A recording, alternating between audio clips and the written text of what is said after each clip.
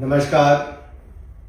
ये आरोप लगाया गया हिमाचल सरकार के द्वारा कि केंद्र से पैसा उनको कम मिला है। मैं आपको कुछ जानकारी आज देना चाहता हूं। 15वें वित्त आयोग के अनुसार जो केंद्र सरकार के ड्यूटीज और कर का जो कुल रेवेन्यू आता था उसका 0.83% हिमाचल को मिलता था, बल्कि 16वें वित्त आयोग के अनुसार अब 0.914% मिलेगा, जो कि उससे ज्यादा है। और यहां पे देखिए हिमाचल को 2024-25 में मिला 10,575.20 करोड़, 2025-26 में मिला 11,561.66 करोड़ और अब 2026-27 में मिलेगा 13,949.97 करोड़, यानी कि लगभग 2388.31 करोड़ रुपया हिमाचल को ज्यादा मिलेगा। और क्या कांग्रेस शासित राज्यों के साथ भेदभाव किया गया? नहीं। ये चार्ट दिखाता है कि कर्नाटक को सबसे ज्यादा फायदा हुआ, कांग्रेस शासित राज्य। केरल को फायदा हुआ, विपक्ष का शासित राज्य। फिर पंजाब को फायदा हुआ, विपक्ष शासित राज्य। यहां पे तेलंगाना को फायदा हुआ, विपक्ष शासित राज्य। और हमारे हिमाचल को भी पहले से ज्यादा पैसा मिला है, कम नहीं मिला, पहले से ज्यादा मिला। बल्कि अगर आप नीचे देखेंगे तो भाजपा और एनडीए शासित राज्य ज्यादा है, जिनको कम मिलेगा। मोदी सरकार राज्यों के साथ भेदभाव नहीं करती। एक सवाल उठा कि रेवेन्यू डेफिसिट ग्रांट हिमाचल की बंद कर दी गई, क्या ये परमानेंट थी कि टेम्परेरी थी? इसके इतिहास में हमें जाना पड़ेगा और इसमें स्पष्ट तौर पे दिखता है कि post devolution revenue deficit grant 17 राज्यों को मिलती थी। 17 राज्यों के नाम यहाँ पे, हिमाचल प्रदेश का नाम यहाँ पे है। और कोविड के टाइम पे इसको फ्रंट लोड किया गया ताकि 3 साल तक जो कोविड का शॉक है उससे बाहर निकलने के लिए राज्य अपनी स्थिति में ठीक खड़े हो। आरडीजी कभी परमानेंट नहीं थी, केवल ट्रांजिशन सपोर्ट थी। और आप अगले पेज पे आएंगे तो इस पे देखिए 12वें वित्त आयोग ने कहा था कि RDG must and for general category state. फिर 13वें वित्त आयोग ने कहा कि 8 स्पेशल कैटेगरी स्टेट्स को आरडीजी मिले। 14वें वित्त आयोग ने कहा कि हमें आरडीजी इसलिए वापस लानी पड़ रही है कि राज्य अपने लक्ष्यों को नहीं प्राप्त कर पाए और वापस फिस्कल डेफिसिट उनका बढ़ गया, आर्थिक स्थिति खराब हुई, स्लिप कर गए। 15वें वित्त आयोग ने स्पष्ट कहा कि 17 राज्यों को हम जो रेवेन्यू डेफिसिट ग्रांट दे रहे हैं वो इन 5 सालों के लिए रहेगी और इसके बाद बंद हो जाएगी। क्या हिमाचल प्रदेश उसके लिए तैयार नहीं था? क्या तैयारियां नहीं की? मैं आपको आगे बताना चाहता हूं उन्होंने क्या क्या कहा था। अगर आप देखेंगे हिमाचल के अलावा 16 और राज्यों की रेवेन्यू डेफिसिट ग्रांट बंद हुई, पंजाब से लेकर बिहार से लेकर अन्य राज्यों की भी। लेकिन बाकी राज्यों ने कदम उठाए। मैं आपको तुलना करके बताना चाहता हूं पहाड़ी राज्यों की। हिमाचल, पंजाब, केरल, वेस्ट बंगाल सबका बंद हुआ। हिमाचल का अपना कर संग्रहण कितना है? 5.6% है जीएसडीपी का, और उत्तराखंड का 6.1%। जीएसडीपी है राज्य सकल घरेलू उत्पाद, राज्य सकल घरेलू उत्पाद जीएसडीपी 5.6% हिमाचल उसका इकट्ठा करता है, उत्तराखंड 6.1% करता है। हिमाचल की जो रेवेन्यू रिसीप्ट, जो कर संग्रहण है इकट्ठा करना, वो 18.4% है जीएसडीपी का, जबकि उत्तराखंड का 16.1% है। और हिमाचल के रेवेन्यू एक्सपेंडिचर जो है वो 21% है, इनके कमाई से ज्यादा खर्चा है। उत्तराखंड के जितना कर संग्रहण है उससे खर्चा 15% है उनके जीएसडीपी का।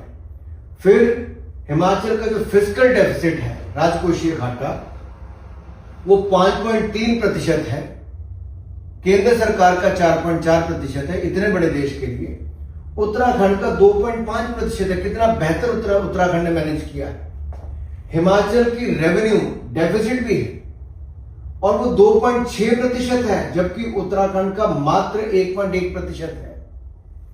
और हिमाचल का जो कर्जा है वो कई गुना ज्यादा है, 42.8% है जीएसडीपी का, जबकि उत्तराखंड का मात्र 25.5% है। मैं 3 पहाड़ी राज्यों का यहां पे उल्लेख कर रहा हूं। हिमाचल का अपना कर कितना? 5.6% जीएसडीपी का।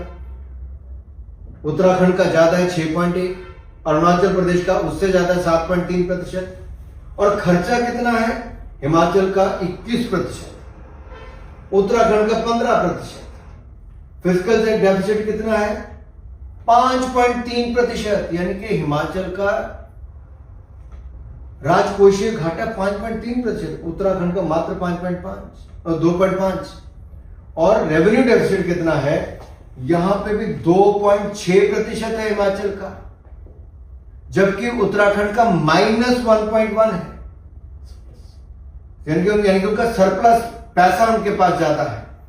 और अरुणाचल प्रदेश का 17.19%, यानी कि उनका पैसा सरप्लस जाता है। लायबिलिटी कितनी है? हिमाचल की 42.8%, राज्य सकल घरेलू उत्पाद का 42.8% उनकी लायबिलिटी है, देनदारी। अगला, हिमाचल की कमियां कहां पर है?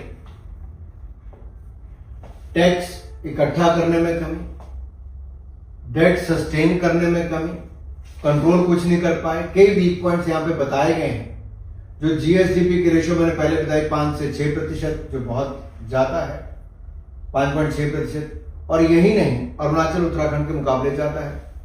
कहां ज्यादा पैसा खर्च करते हैं? 72% पैसा हिमाचल प्रदेश का सैलरी, पेंशन और ब्याज पे चला जाता है, जबकि उत्तराखंड को उसके मुकाबले बहुत कम है।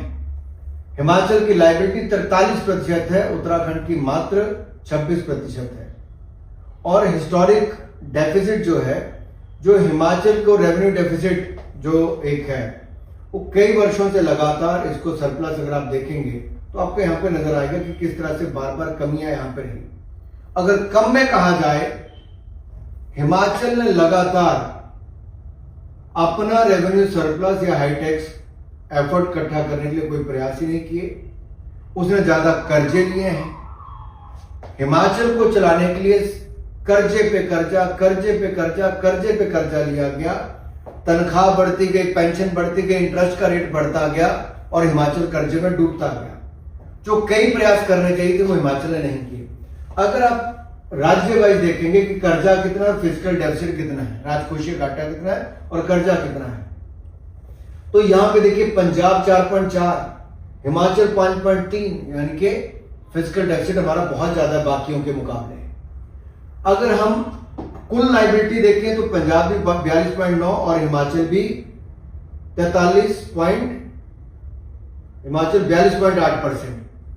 तो हिमाचल का भी बहुत ज्यादा लायबिलिटीज हैं, रेवेन्यू डेफिसिट भी है, बाकी भी है। और अगले पेज पे अगर आप आएंगे तो ये देखिए, बाकी राज्यों के मुकाबले कैपिटल एक्सपेंडिचर पे हिमाचल प्रदेश कितना खर्च करता है ताकि इंफ्रास्ट्रक्चर बने। सबसे फिसड्डी हिमाचल प्रदेश है, यानी कि तनख्वाह, पेंशन और ब्याज देने में सारा पैसा निकल जाता है और मात्र 10% या 12% के लगभग ये पैसा हिमाचल प्रदेश कैपिटल एक्सपेंडिचर पे खर्च करता है। अगले पे आएंगे, ये भी डेवल्यूशन ऑफ फाइनेंस कमीशन क्या थी। 14वें वित्त आयोग में हिमाचल को अगर 0.713% केंद्र के कुल टैक्सेस का मिलता था तो 15वें वित्त आयोग में 0.83% मिला। अब 16वें में उससे ज्यादा बढ़ के 0.914% मिला। केंद्र सरकार ने कहीं कोई कमी न वित्त आयोग से छोड़ी है, न मदद करने में हजारों करोड़ रुपए के प्रोजेक्ट भी दिए हैं।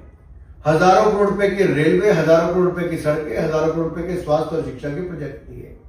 लेकिन कमी हिमाचल प्रदेश की सरकार में अपने राज्यों के कर बढ़ाने में, राजस्व बढ़ाने में, खर्चा कम करने में, देनदारी कम करने में वो कमियां रही, जिसका ठीकरा दूसरों पर फोड़ना उचित नहीं है।